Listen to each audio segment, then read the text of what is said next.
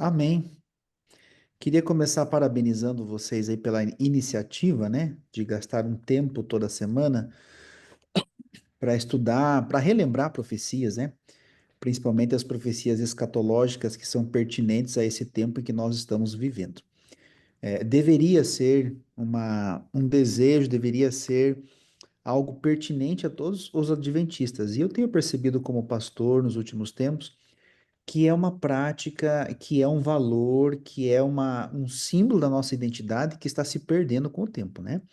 E isso me preocupa muito como pastor, porque a gente olha hoje para uma igreja, e eu vou além, acho que não é nem a questão de profecias, né? Vai além, é a nossa identidade adventista. A gente está perdendo a nossa identidade adventista. Às vezes eu vejo pessoas que elas abandonam a nossa fé, trocam da nossa igreja por outra, como se troca de uma roupa. Isso não acontecia no passado. Por que não acontecia no passado? Não acontecia no passado porque as pessoas elas conheciam sua identidade, né? Era muito comum você perder um membro da igreja, e eu já visitei muitas pessoas assim, elas se magoam, se chateavam por algum motivo que a frustrou na igreja, uma desavença com um irmão, alguma briga, algum desentendimento, mas sempre no âmbito relacional. E ela deixava, mas ela nunca deixava as fileiras da igreja. Por quê? Porque ela conhecia, ela sabia qual era a sua identidade. Ela não conseguia se encaixar em qualquer outro lugar. Por quê? Porque estudou a Bíblia, porque sabia qual era a verdade, né? Às vezes eu ouço assim, não, eu sei qual é a verdade. Isso já não está mais acontecendo nos nossos dias, né? É um claro sinal aí de que nós de fato estamos vivendo as portas da volta de Jesus, estamos nos últimos instantes finais da história desse planeta, né? Vivemos a Laodiceia, e isso é nítido, né? Pessoas que não têm identidade, que às vezes até enxergam a própria igreja como mais uma igreja, como uma igreja qualquer.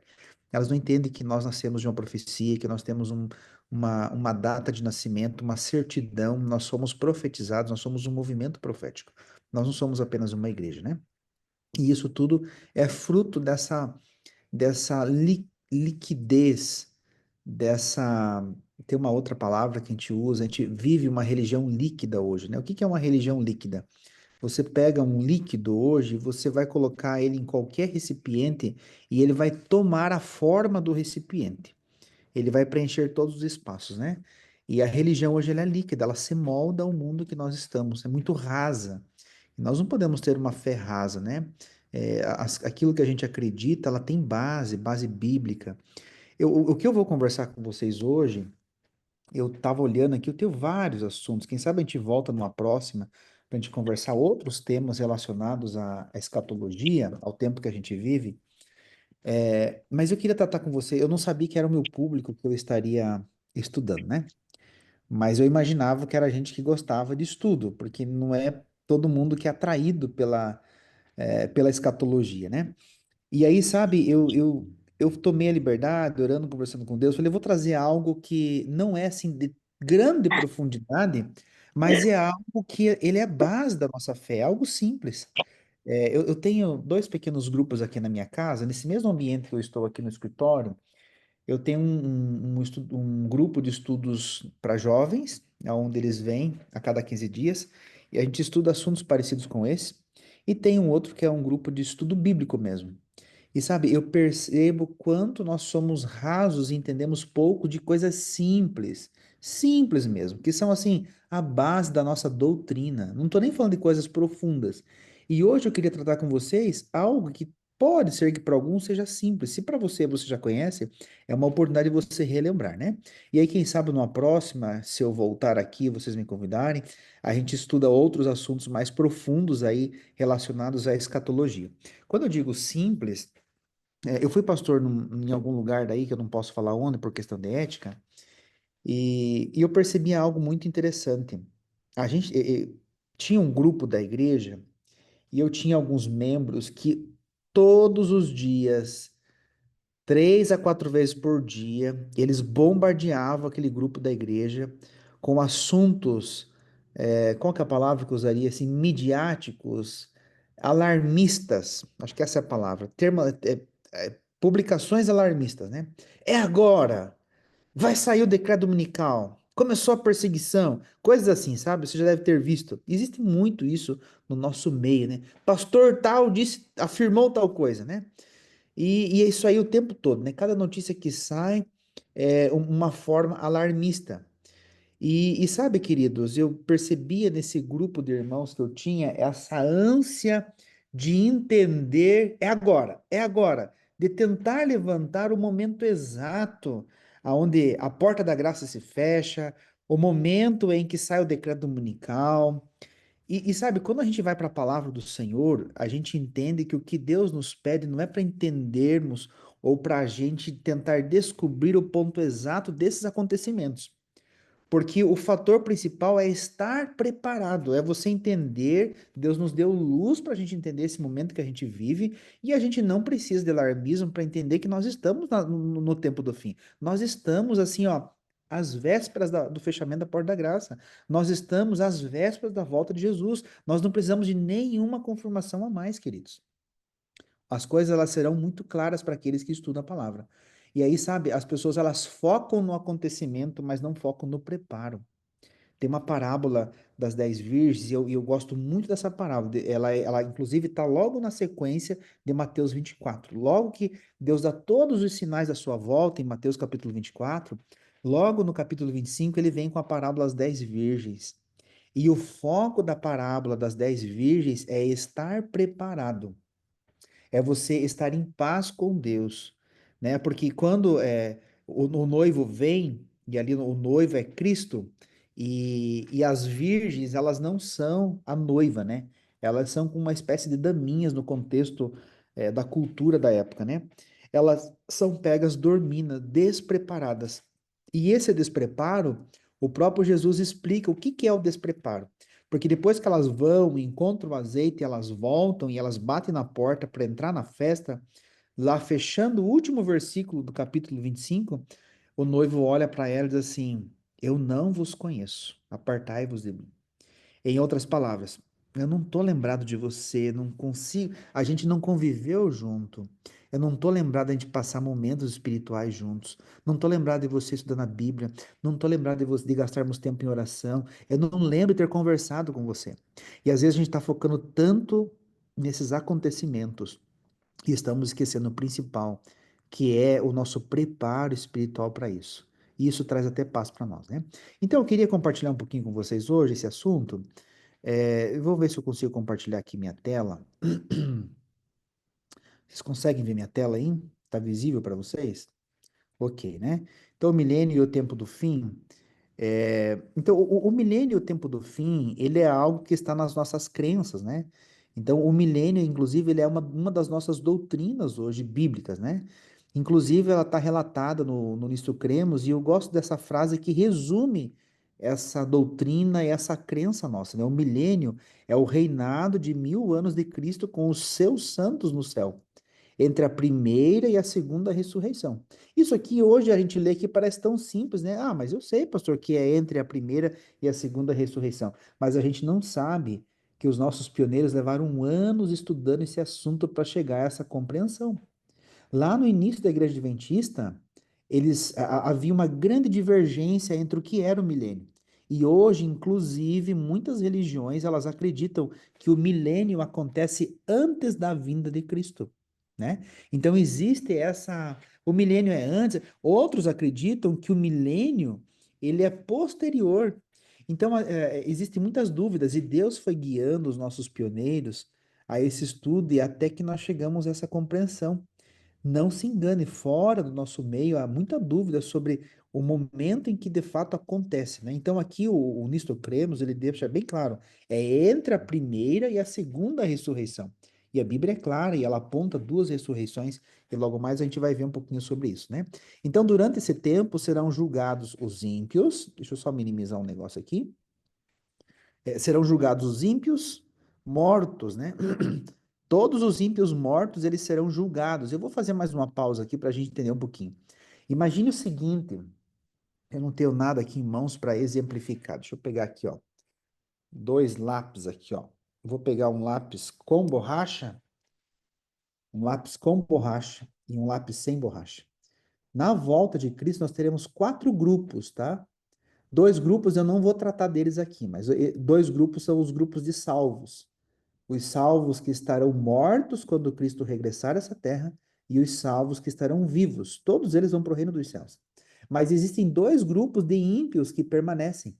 Vamos usar esse grupo aqui da borracha, ó.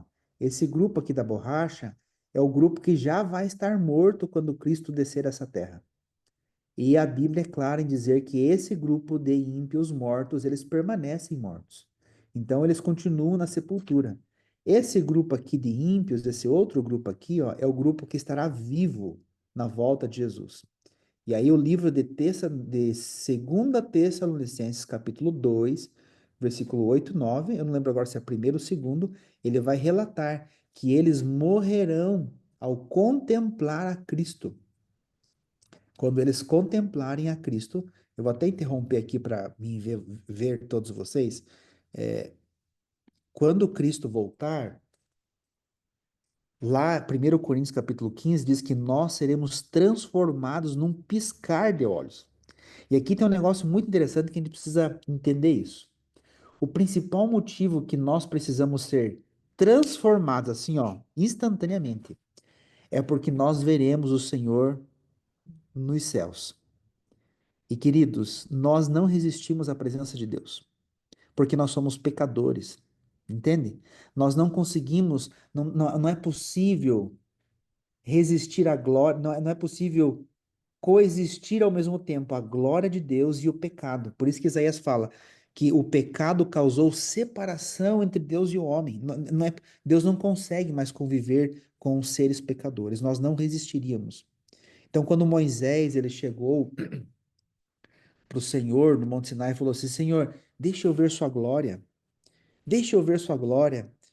E o Senhor, em outras palavras, falou assim: Olha, você não vai resistir à minha glória, Moisés. Vamos fazer o seguinte: você vai se esconder lá naquela fenda da rocha.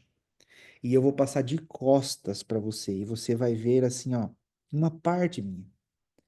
E isso acontece. Quando Deus pediu para que Moisés se escondesse na fenda da rocha, era justamente para preservá-lo, porque o pecado não coexiste com a glória de Deus. E aí, nesse momento, Deus, ele aparece e ele vê apenas o Senhor pelas suas costas, o que foi suficiente para Moisés descer do monte todo iluminado, que ele teve que pôr um véu e as pessoas tinham medo de ver o Senhor, por causa do quê? Porque ele viu a glória do Senhor. É por esse motivo que Lúcifer levava esse nome, né? Anjo de luz. Por quê? Porque estava o tempo todo na presença do Senhor. E por estar na presença do Senhor, ele recebia agora essa radiação de luz e convivia. Então nós não somos capazes de coexistir com a glória do Senhor. Como nós não somos capazes, né? Deus precisa, num piscar de olhos, assim como está lá em 1 Coríntios capítulo 15, versículos 51, 52, 53, ele fala assim, ó, que nós vamos ser transformados para a gente subsistir na glória do Senhor. E aí, 1 Tessalonicenses, ou 2, capítulo 2, ele vai falar que os ímpios, né, o iníquo, será destruído ao contemplar a glória do Senhor, né?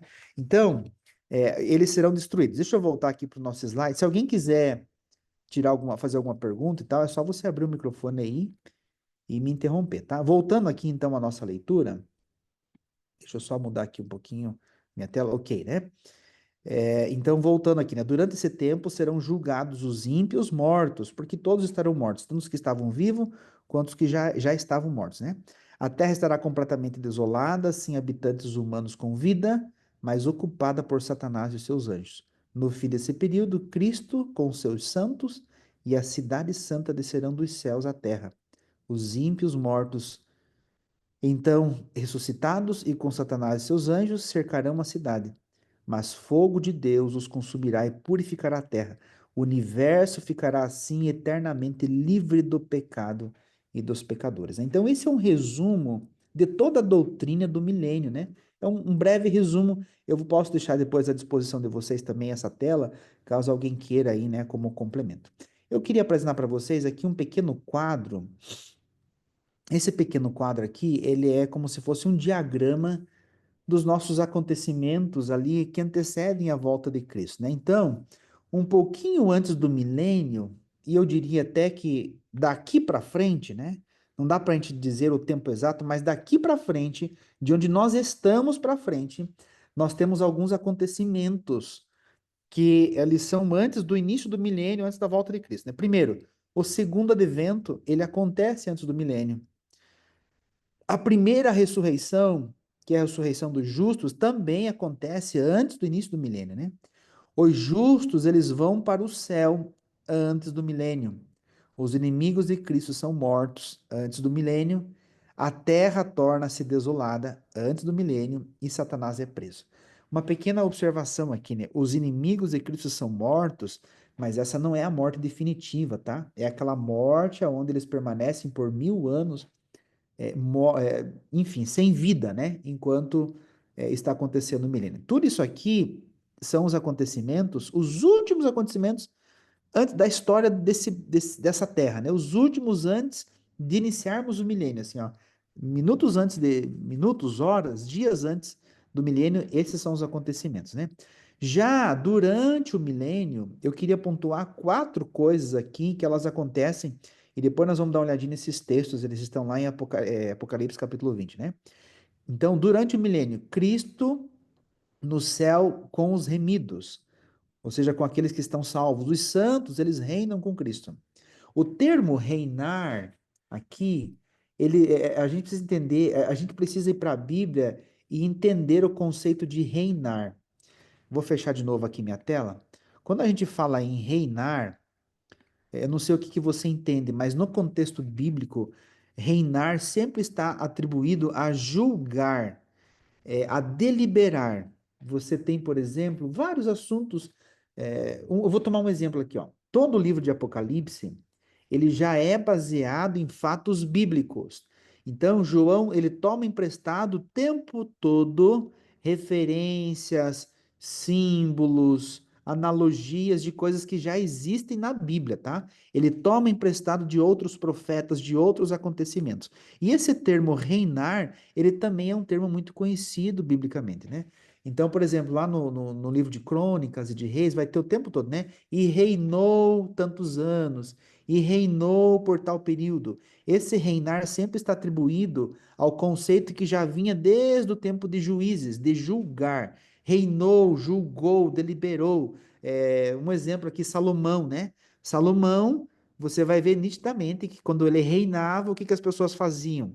Traziam diante dele, no seu período de reinado, situações para que ele deliberasse, trouxesse juízo, dissesse que estava certo, que estava errado, quem estava condenado não estava, né?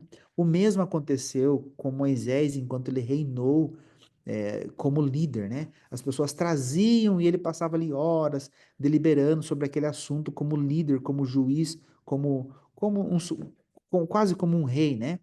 Aí Jetro vem e fala assim: não, você tem que dividir a sua atribuição, delegar, forma líderes de grupos maiores, menores, né? Então, essa é uma atribuição bíblica. Quando a Bíblia fala assim, reinaram com Cristo 1000 anos, ele está usando também a expressão, julgaram com Cristo por 1000 anos. Então, daqui que vem essa conotação que nós julgaremos, porque nós reinaremos. Então, nós julgaremos. Mas julgaremos o quê, pastor? Já não estão condenados? Já não foram salvos? Já não estão condenados à morte eterna? Porque estão na terra? Por que que temos que julgar? Porque aí a gente vai abrir daqui a pouco a Bíblia. Apocalipse capítulo 20, ele vai falar justamente disso, né? Que quando nós estivermos sentados em tronos, a gente vai abrir os livros e a gente vai julgar um a um daqueles que não estão lá. E vamos entender o porquê que aqueles que estão ali estão ali. Eu costumo dizer que no céu nós vamos ter três grandes surpresas, tá? A primeira grande surpresa, nossa, eu estou aqui. Essa vai ser a primeira grande surpresa, né? Porque, gente, a gente não é merecedor, nós estaremos lá pela graça do Senhor. A segunda grande surpresa é que você vai olhar para alguns e falar assim: nossa, mas esse está aqui? Como? Aí os livros vão ser abertos e você vai entender o porquê que alguns estão ali, que você julgava que não estariam. E olha, eu vou pegar aqui assim o absurdo do absurdo, o cúmulo aqui, né? Já pensou se a gente ter a surpresa de no céu descobrir que Hitler está lá? Vocês acham que é possível ou não? Sim ou não, né? Às vezes joga as por Jó, não, pastor, da onde?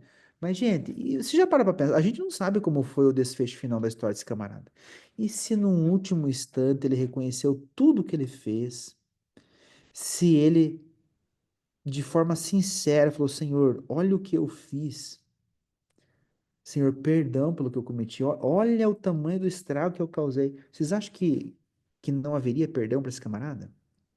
A Bíblia relata a história do pior rei que existiu, o rei Manassés. Manassés foi o pior rei, e é muito provável, pelo que diz a tradição judaica, que Manassés foi o que matou o profeta Isaías, cerrado ao meio. Jeremias, perdão, cerrado ao meio. É muito provável que tenha sido Manassés. Ele era muito cruel, ofereceu seus filhos em holocausto. E quando ele foi levado cativo para a Babilônia, e a história diz que eles deixaram ele totalmente pelado, colocaram dois ganchos no nariz dele, e esses ganchos presos por correntes, e ele era arrastado pelos cavalos dos soldados por esses ganchos. E foi assim que ele entrou na cidade da Babilônia, como um trunfo da vitória, né? Então, Manassés, ele foi exposto a uma vergonha terrível. E lá na sua prisão, ele pediu perdão por tudo que tinha feito. Senhor, perdão pela desobediência, perdão pelos meus filhos que eu sacrifiquei, perdão, Senhor, por todos que eu matei. Enfim, ele foi muito genuíno. E a Bíblia diz que Deus perdoou Manassés e deu a ele uma segunda chance. O nosso Deus é um Deus de misericórdia. Então, a segunda grande surpresa no céu é que você vai ver pessoas que você não imaginava que estariam lá. Você não imaginava. A terceira grande surpresa é que você não vai encontrar pessoas que você imaginava que estariam no reino dos céus, né? Eu vou usar um exemplo aqui, né? Imagina aquele pastor que você admirava, mas aquele pastor, poxa, mas ele estudava tanto, ele pregava tão bem, era missionário, batizava, tinha o respeito, né? Você vai abrir os livros lá, vai descobrir o porquê que ele não está lá, né? Sei lá, talvez um pecado escondido que nunca foi abandonado, nunca foi confessado. Enfim, nós vamos ter grande surpresa no reino dos céus, né? Então, ou por isso que o texto fala, né? Julgaram, sentaram e julgaram. Então, voltando aqui para o nosso slide, esse item aqui, né, os santos reinam com Cristo, ele tem a ver justamente com esse aspecto, né, de que nós vamos julgar com Deus, né? O quem? O julgamento dos maus, daqueles que não estarão no reino dos céus. A gente vai entender o porquê que eles não estão lá, né? É um tempo de reflexão para Satanás. É um tempo de 1000 anos para Satanás parar e refletir na justiça de Deus, refletir no que ele causou, na dor e no sofrimento que esse mundo esteve mergulhado por mais de 6.000 anos. Então, esse é um segundo motivo, né? E aí, por fim, nós entramos agora aqui na última parte, que é o fim do milênio, o início da eternidade, né? Porque o milênio é o período que a gente vai estar lá e a eternidade ela continua, né? Então, o que que acontece logo após o final do milênio? Cristo e a cidade descem, como relatado em Apocalipse capítulo 21. Acontece também a ressurreição da condenação, a Bíblia chama da segunda ressurreição. Termina o cativeiro de Satanás no final do milênio. Eles atacam a cidade santa, o grande trono branco do julgamento é instaurado e a destruição de Satanás e pecadores, né? Tem um outro escritor muito conceituado nosso, Maxwell, e Maxwell ele também coloca uma sequência parecida, né? Volta de Jesus, ressurreição dos justos, ascensão dos vivos, morte dos ímpios. Ele separa aqui esses dois pontos, né? A ressurreição dos justos e a ascensão dos vivos. Mas, na verdade, os dois aqui ascendem, tanto os que ressuscitam quanto os que estão vivos, né? Morte dos ímpios, aprisionamento de Satanás, terra desolada. Quem vai tratar muito desse assunto terra desolada, além do livro de Apocalipse, é Pedro. Pedro vai falar bastante, né? De que os elementos da terra se fundirão com a volta de Jesus. Ele usa muito esse termo, né? Durante os 1000 anos, justos no céu, ímpios mortos, não ressuscitam, Satanás circunstancialmente preso, terra em descanso. Literalmente terra em descanso, porque essa terra que precisa, além de passar pela purificação do Senhor, ela precisa de descanso para se recuperar de todos os estragos que nós, como humanos, temos causado a ela, viu? E ela precisa desse descanso, né? A eternidade, né? Cidade Santa desce do céu, ímpios são mortos, Satanás é solto, julgamento final, destruição final e a nova terra a partir desse momento, né? Esse julgamento final, queridos, esse julgamento final, ele põe um fim no pecado. Ele elimina o pecado de vez, de uma vez por todas. Pastor, então não tem mais nova chance de pecado no céu? Tem. Ainda continua. Por que que ainda há chance de pecado no céu? Porque nós continuamos com um presente que Deus deu a todos nós, chamado o quê? Liberdade, livre-arbítrio. Mas por que que isso não vai acontecer mais? E a Ellen White, ela tem uma frase, ela diz assim, ó, que todos aqueles que vieram da grande tribulação, eles sabem o quanto o pecado custa. Eles sabem o quão sofrido e quão difícil é viver em pecado. Ninguém vai querer provar e passar de novo por tudo aquilo que a humanidade passou. Interessante isso, né? Então ela vai pontuar. Os que nunca caíram em pecado também, né? Eles viram, acompanharam, porque a Terra, ela é um espetáculo. A gente é um grande Big Brother. As pessoas de todos os universos, todos os seres criados, eles assistem aquilo que nós estamos vivendo e passando aqui, né? Então, o capítulo, tratando um pouquinho agora dos capítulos, né? Os capítulos 19 e 20 de Apocalipse, de Apocalipse, eles constituem um único conjunto.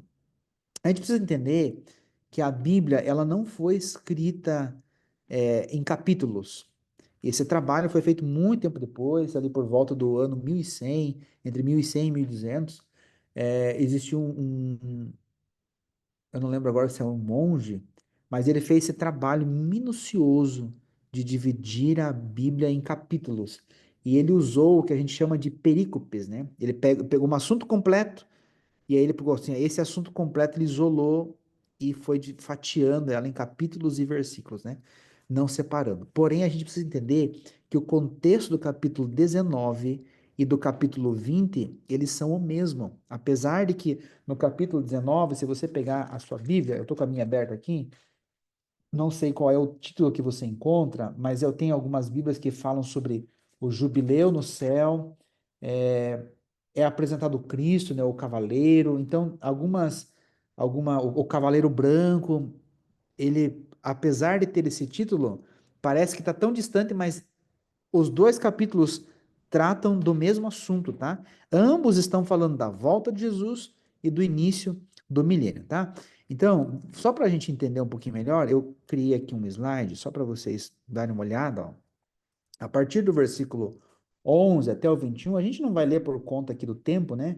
Mas o início, o versículo 11 fala, né? Vi o céu aberto e eis um cavalo branco, seu cavaleiro se chama Fiel e Verdadeiro, ele julga e peleja com justiça, né? Os seus olhos são chama de fogo, a sua cabeça há muitas diademas, não tem o nome escrito de ninguém que se conheça senão ele mesmo. E aí ele vai descrevendo como que esse cavalo estava, a vestimenta do cavaleiro e o que ele aparentava estar fazendo, né? Então, esse cavaleiro que é apresentado aqui no capítulo 19, ele é o próprio Cristo, né? Então, algumas coisas aqui interessantes para gente analisar, tá? Primeiro, o cavaleiro se chama fiel e verdadeiro. Uma das expressões usadas para Cristo, inclusive no capítulo 1, quando ele está falando, né, sobre aquele a quem João viu, ele se refere também àquele que é fiel e verdadeiro, uma das expressões, uma das conotações de Cristo, né? Ele julga e guerreia com justiça, um outro símbolo de Cristo, né? Ele julga, ou seja, ele é justo, mas ele também guerreia com justiça, ele defende os seus, ele é justo nas suas batalhas. Esse fato de apresentar ele aqui como guerreiro é uma analogia ao que o cavaleiro está representando, ou seja, ele está em guerra. Ele veio para guerrear. Aí, outra expressão usada aqui é ele estava vestido com um manto salpicado de sangue. Por algum tempo, alguns teólogos diziam que esse salpicado com sangue fazia uma alusão ao seu sacrifício na cruz. Mas quando a gente lê o contexto do capítulo 19, a gente entende que ele está salpicado de sangue não por causa da sua morte. Mas por quê? Porque os versículos anteriores disseram que ele estava em guerra. que ele é justo e que ele guerreia, ou seja, ele está voltando de uma guerra onde ele foi justo, uma guerra onde ele eliminou o mal pela raiz. E infelizmente, queridos, esse salpicado de sangue é o seu ato de justiça. É aqueles que deixam de existir na sua vinda, tá? Então, esse cavaleiro branco aqui vestido está fazendo uma referência à volta de Jesus. É muito interessante, Maxwell, ele vai apresentar dessa forma aqui um dos nossos grandes teólogos, né? Ele pisa o lagar do vinho do furor da ira de Deus, o Todo-Poderoso. Vou fazer uma pausa aqui, vou fechar aqui a tela de novo para a gente entender uma coisa aqui. Lembra que Cristo lá no Getsemane, ele faz um pedido para Deus, ele fala assim: Senhor, se possível, passa de mim o quê? Este cálice, né? Que cálice é esse? O cálice do sofrimento, o cálice da dor, o cálice da ira de Deus. Paulo, no livro de Romanos, capítulo 8, ele fala assim no capítulo 8, que Deus não poupou nem o seu filho. Ou seja, o seu filho teve que provar da ira. Não porque ele merecia, mas porque alguém tinha que pagar o preço, né? Deus é justo. Na cruz, duas coisas se encontraram: a graça e a justiça de Deus. Ao mesmo tempo que a graça de Deus nos salvava, a sua justiça estava sendo executada no seu filho. Então, queridos, Cristo provou o cálice da ira. Ele provou. Provou por quem? Por aqueles que o aceitam. Então, quando eu aceito a Jesus como meu Salvador, eu estou falando assim, Senhor, eu não quero provar desse cálice. Aí Deus falou assim, então eu vou tomar esse cálice. E ele já tomou por nós quando morreu na cruz. Por isso que ele fala, Senhor, se for possível, eu não quero tomar esse cálice. Mas ele tomou por todos aqueles que quiseram e que aceitaram. Aqueles que não permitiram que Cristo tomasse o cálice por eles, ou seja, não aceitaram ele como seu Salvador, vão ter que provar desse cálice, tá? Vão ter que provar desse cálice. Então, agora a gente entende um pouquinho o que ele está falando aqui, né? Ele vem, ele pisa o lagar do vinho do furor da ira de Deus, o Todo-Poderoso. Ele veio com toda a ira divina para executar a sua justiça, né? A sua justiça. Em seu manto está escrito Rei dos Reis e Senhor dos Senhores. Então, queridos, o capítulo 19, ele traz essa conotação justamente desse cavaleiro, tratando-se da volta de Jesus. Então, esse cavaleiro apresentado aqui no capítulo 19 é Cristo na sua volta, na sua vinda, no seu momento de justiça. É uma introdução para o capítulo 20, onde agora ele vai descrever. Na Bíblia, no livro de Apocalipse, ele vai intercalando as profecias, mas a maior parte delas elas estão em sequência cronológica. Então, se você olhar para o capítulo 19, o cavaleiro branco é ele vindo, é o seu momento do seu regresso, é ele executando sua justiça, é a volta de Cristo. E aí, logo na sequência, o capítulo 20, ele vai iniciar agora o milênio e ele vai descrevendo como que o milênio acontece, né? Então, nós precisamos lembrar que nesse contexto da volta de Jesus, nós temos a primeira ressurreição, a ressurreição dos justos, né? É a ressurreição daqueles que aceitaram Cristo como seu Salvador. Eu vou abrir aqui, já que a gente vai falar um pouquinho sobre ressurreição, e vou pedir para que alguém aí me ajude lendo o livro Apocalipse capítulo 20, versículo 6. Alguém poderia ler para nós? Apocalipse 20, versículo 6. Diz assim: Bem-aventurado e santo aquele que tem parte na primeira ressurreição. Sobre estes não tem poder a segunda morte, mas serão sacerdotes de Deus e de Cristo, e reinarão com ele 1000 anos. Muito bem. Então aqui, ó, primeiro conselho para nós, primeira dica para nós. Porque pode ser aqui que nós venhamos a descansar antes da volta do Senhor, né? Eu já tive medo dessas coisas. Eu era pastor de uma pessoa muito especial para mim, foi meu ancião, foi meu líder de evangelismo, e ele pregava assim com todo vigor, esse camarada. Foi assim um professor para mim. E ele já tinha na época uns 80 anos. Talvez alguns conheçam, o irmão Floresvaldo, irmão Flores. E ele falava assim: Eu prego, pastor, porque eu não quero passar pela morte. Eu quero ver Jesus. Mas, queridos, pode ser que algum de nós aqui tenhamos que passar pela morte. E tá tudo bem, né? Ninguém vai aguardar mais que uma vida à volta de Jesus. O máximo que você vai esperar, vivo ou morto, é uma vida, tá? Então, tá tudo certo até aqui, né? Mas o que nós temos que nos preocupar de fato é justamente com o que ele coloca aqui para nós, né? Olha que interessante. Bem-aventurado e santo é aquele que tem parte na primeira ressurreição. Queridos, você tem que lutar, se você vier morrer, para você fazer parte dessa primeira ressurreição. Porque sobre esses, a segunda morte não tem poder algum, ok? Então, essa primeira ressurreição é a ressurreição dos santos, daqueles que morreram aguardando a vinda do Senhor. Eu não vou entrar em pormenores, mas a irmã Ellen White, ela vai inclusive comentar sobre a ressurreição especial. No livro O Grande Conflito, lá no finalzinho, ela fala assim: que todos aqueles que morreram aguardando a volta do Senhor, eles vão ressuscitar um pouquinho antes para ver a volta do Senhor. Todos aqueles que morreram aguardando, né, a volta do Senhor. Eles vão ressuscitar um pouquinho antes para ver a volta do Senhor, né? Então, queridos, essa ressurreição, ela acontece um pouquinho antes do milênio. O assunto, nós estamos falando que é milênio, mas a gente tem que entender que a ressurreição também está atrelada a esse assunto chamado milênio. Deixa eu voltar aqui para o nosso slide, para a gente dar continuidade, né? Esse segundo texto aqui, eu acho que é importante a gente falar também, ele só complementa o que nós acabamos de ler. Quem que pode ler para nós? 1 Coríntios capítulo 15, versículo 52. Um voluntário, por favor.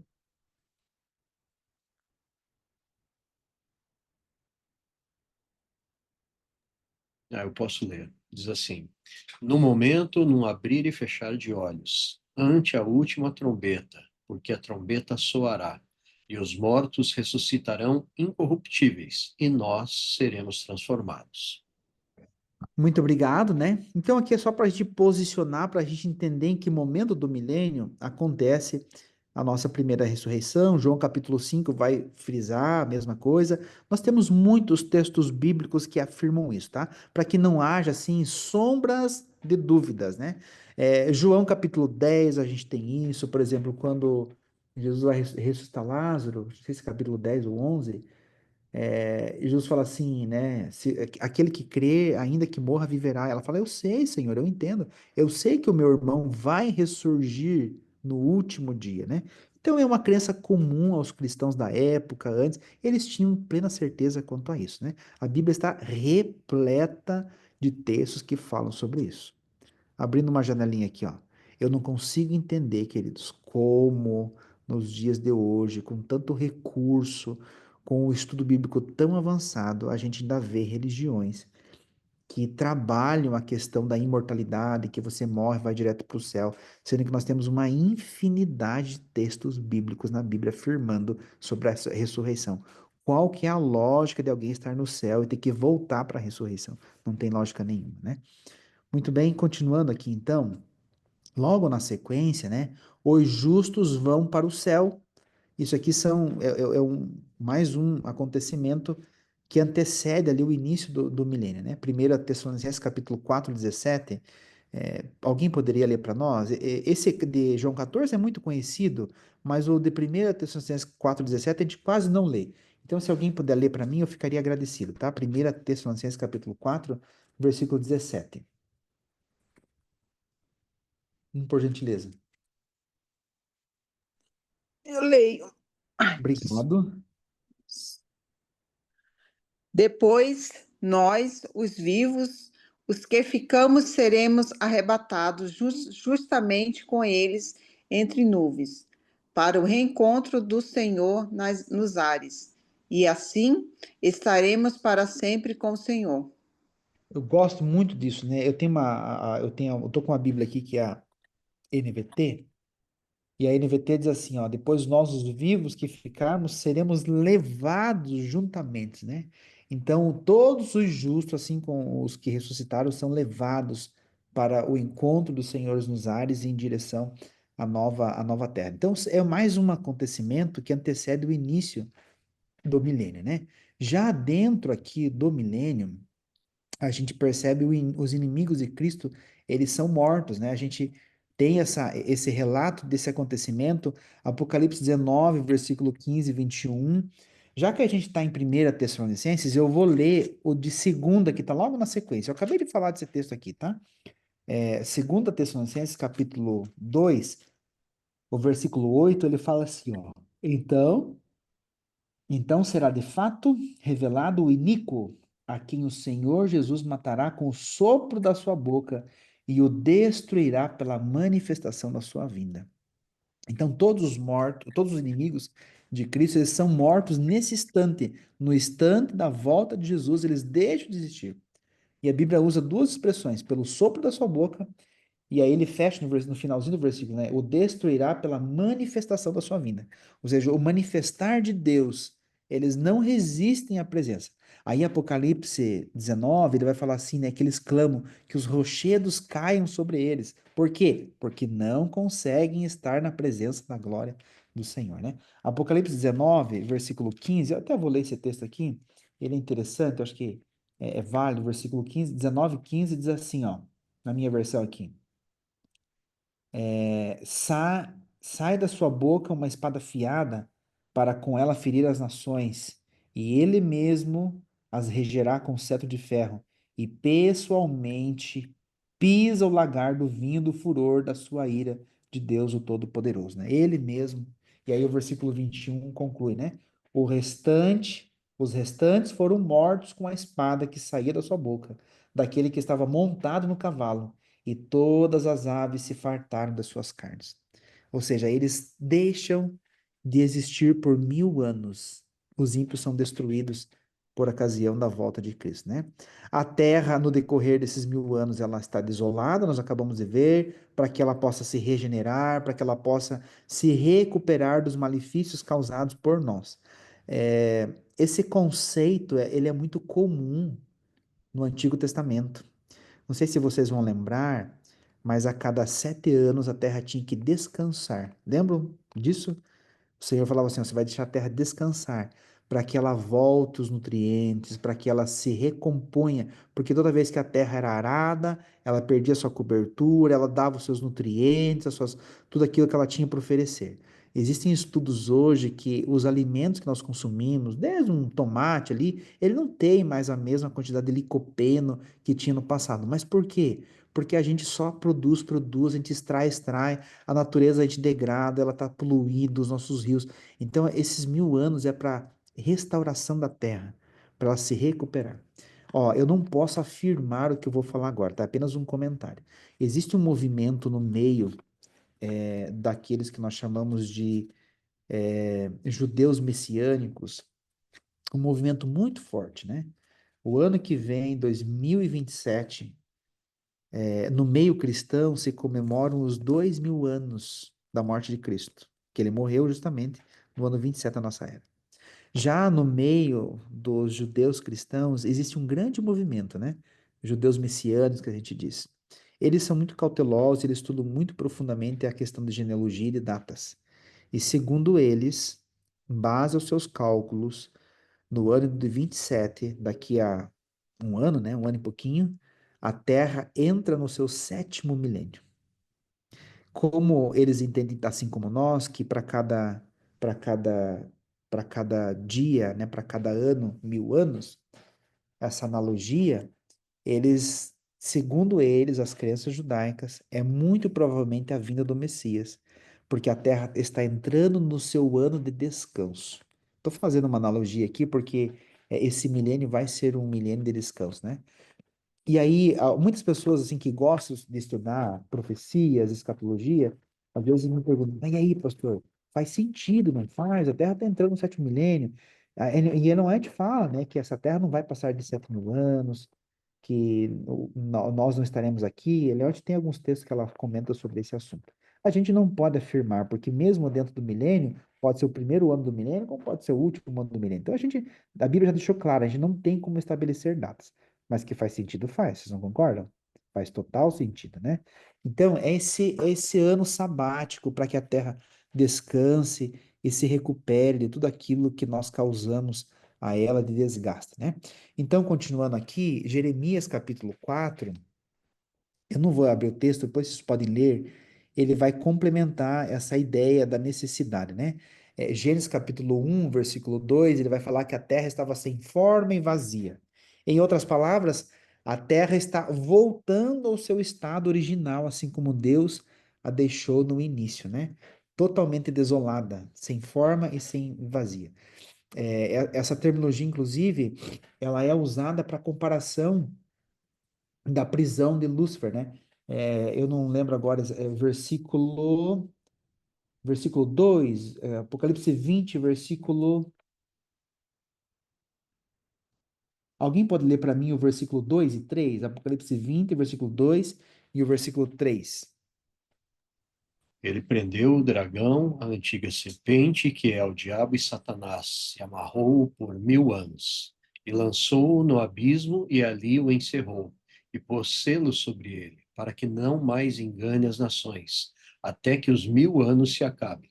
E depois disso, importa que seja solto por um pouco de tempo. Então, note que a expressão usada aqui por João, ele fala assim, ó, e ele foi lançado aonde? No abismo, né? A gente tem aquela visão assim de que o abismo é o quê? Que você entende por abismo quando você ouve essa palavra abismo? Pode abrir o microfone e compartilhar aí comigo. Que vem à sua mente essa palavra abismo? Precipício, né? Talvez seria sinônimo, né? Vem lá talvez as fossas da Mariana, um grande abismo. Mas quando a gente vai para dentro do contexto hebraico da escritura, o abismo tem outra conotação. Se você for para Gênesis capítulo 1, versículo 2, diz que o Espírito de Deus pairava sobre o quê? Sobre o abismo, né? A palavra usada ali é abismo, é a face da terra.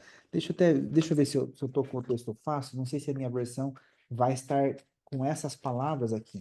Mas o versículo 1 e 2, assim, no princípio que Deus os céus e a terra, porém, estava sem forma e vazia, havia trevas sobre a face do abismo. A palavra usada aqui em Gênesis capítulo 1, versículo 2, para a palavra abismo, é no sentido de vazia. Ela estava totalmente sem forma, vazia, sem gente, sem vegetação.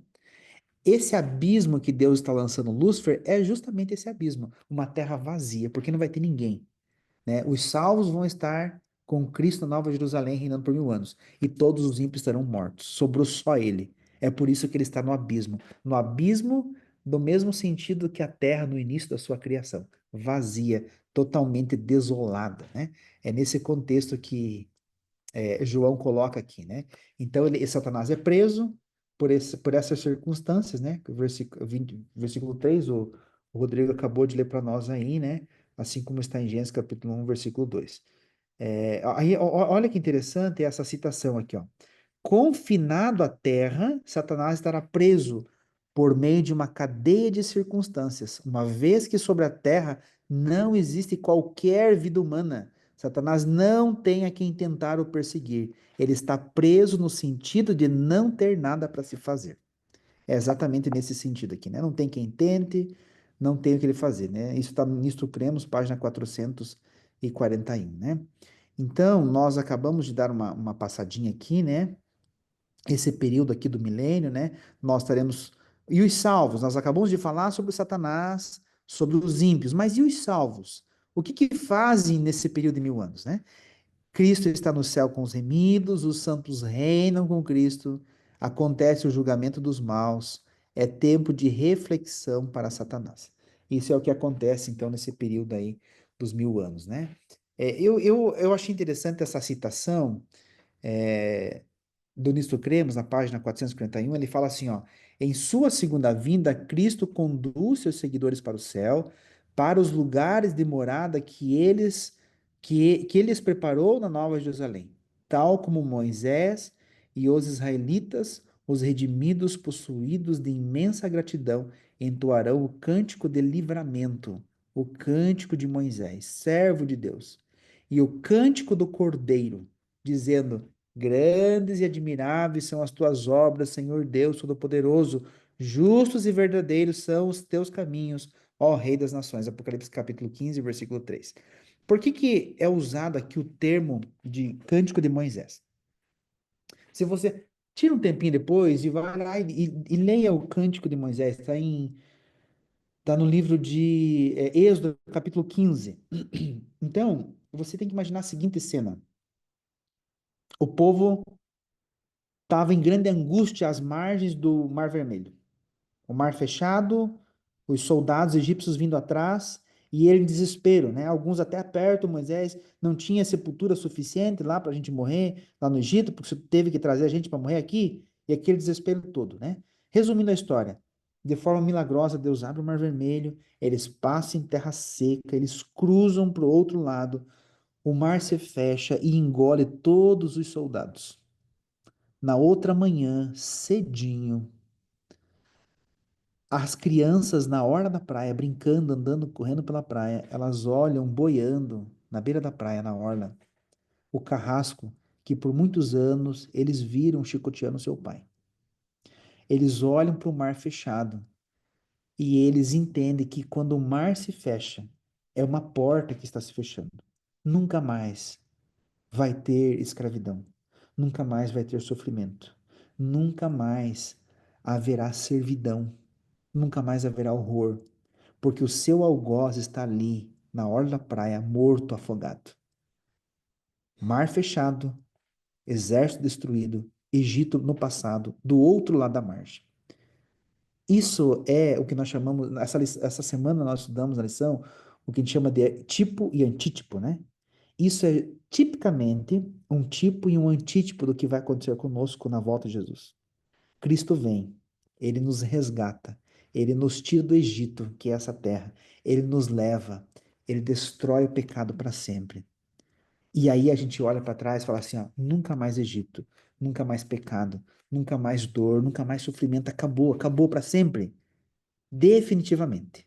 E a alegria é tanta que a gente vai repetir a mesma música de gratidão, porque Moisés, a música que Moisés canta ele canta chorando, né? A gente fala que ele canta emocionado, fala assim, ó, Senhor, obrigado. Nunca mais a gente vai ter que voltar a ser escravo. A gente nunca mais vai ver a cara dos egípcios nos perseguindo, nos chicoteando. Acabou, Senhor. E aí é tanta alegria que ele explode e canta essa música, e nós vamos cantar a mesma música. Vai ser uma emoção tão grande, porque a gente vai estar vivendo uma experiência que nós não sabemos nem dizer como é. Porque você vai estar num corpo transformado, porque você vai olhar o universo agora perfeito. Aquilo que é perfeito que a gente nem tem acesso hoje, sabe? E você vai olhar para trás e vai ver toda aquela desgraça que você viveu a vida toda, e você vai se comover, você vai se encher de emoção, de alegria, e os seus olhos vão se encher de lágrimas, e uma emoção vai tomar conta de você, e você vai cantar com força, com vigor, Senhor, nunca mais, acabou, e a gente vai cantar de novo a canção de Moisés. É isso que o texto de Apocalipse capítulo 15 ele quer retratar quando diz que nós cantaremos a música, o louvor, né, o hino, o cântico de Moisés, servo de Deus. É nesse sentido que ele coloca aqui, né? Então, eu já até tratei um pouquinho desse assunto, né? Os santos reinam com Cristo e eles reinam justamente nesse sentido. O versículo 4, Apocalipse capítulo 20, versículo 4, ele fala assim, ó: Vi também tronos, e nestes sentaram-se aqueles aos quais foi dado autoridade de julgar. Vi ainda as almas dos decapitados por causa dos testemunhos de Jesus, bem como por causa da palavra de Deus, tantos quanto não adoraram a besta, nem tampouco a sua imagem, e não receberam a marca na fronte e na mão, e viveram e reinaram com Cristo durante 1000 anos. Então, ele coloca dentro do contexto de julgamento a justiça de Deus para com os maus, mas também a justiça de Deus para com os justos. Quando o texto fala assim, eu vi diante do trono aqueles que foram decapitados, em outras palavras, Deus está falando assim, ó, a justiça é para reparar os injustiçados e é para retribuir aquilo que os maus merecem.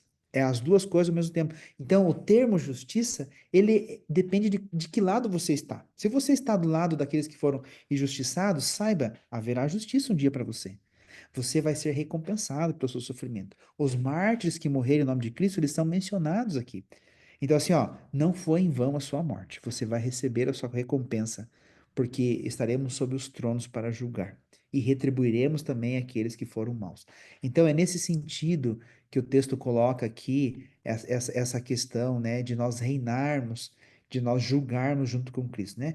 1 Coríntios capítulo 6, versículo 2, ele também enfatiza isso, Judas capítulo 6, eu não vou entrar em todos os textos, dado ao tempo, né? Maxwell, deixa eu ver se eu tenho esse livro aqui perto, dessas citações, essas menções que eu estou falando aqui de Maxwell, são baseadas nesse livro aqui, tá?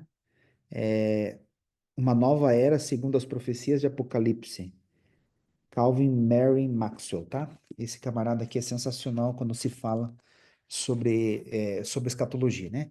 Ele fala o seguinte, ó: eles confirmaram para sua eterna satisfação quão sincero e pacientemente Deus se ocupou dos pecadores perdidos.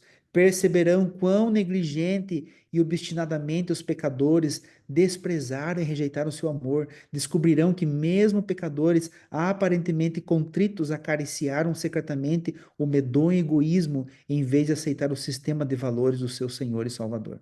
É ali que a gente vai entender o porquê quem está lá e quem não está lá, não está lá. É ali que a gente vai entender os pormenores quando os livros eles forem abertos, né? É maravilhoso, queridos, quando a gente estuda essas questões proféticas e escatológicas, né?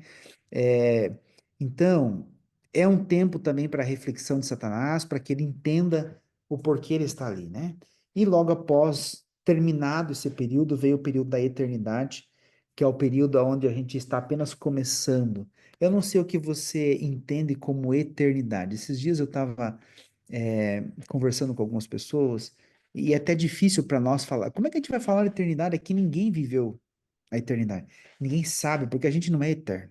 Como é que a gente vai falar de algo que a gente não tem experiência nenhuma, né?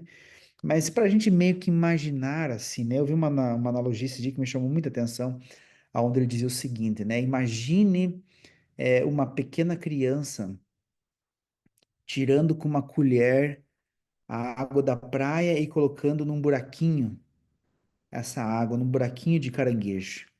E ele tá ali, colherzinha por colherzinha. Quando ele conseguir terminar de tirar toda essa água do oceano com essa colherzinha e colocar nesse buraquinho, passou-se apenas a primeira eternidade, das muitas outras que virão. É até difícil da gente entender, né? Nós somos seres finitos, estamos presos ao tempo. O nosso Deus, ele não está preso ao tempo, ele é um ser atemporal. Ele não se prende a essa lei que nós estamos presos, que é a lei do tempo. O nosso Deus está aqui, ao mesmo tempo que ele já está no futuro e ele também está no passado. Ele sabe o que vai acontecer porque ele já está lá. Ele não é preso, ele não está dentro dessa lei estabelecida que é a lei da gravidade, a lei do tempo, né? Da linha do tempo. Então, queridos, é só para a gente ter uma ideia, né? A gente não consegue talvez mensurar, mas é só um pouquinho mais.